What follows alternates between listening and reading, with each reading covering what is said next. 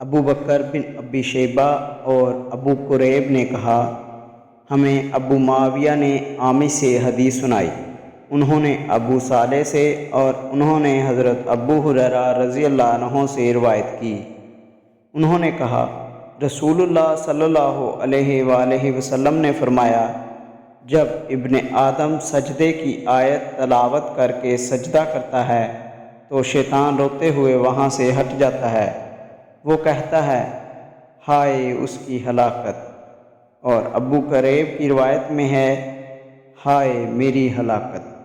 ابن آدم کو سجدے کا حکم ملا تو اس نے سجدہ کیا، اس پر اسے جنت مل گئی، اور مجھے سجدے کا حکم ملا تو میں نے انکار کیا، سو میرے لیے آگ ہے۔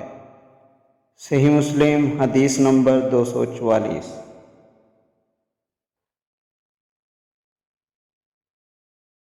واقعی نے عامر سے اسی سند کے ساتھ یہی حدیث بیان کی، فرق یہ ہے کہ واقعی نے فَأَبَيْتُ میں نے انکار کیا کے بجائے فَأَسَيْتُ فِي النَّارِ یعنی میں نے نافرمانی کی تو میرے لیے جہنم مقدر ہوئی کہا۔ صحیح مسلم حدیث نمبر 245۔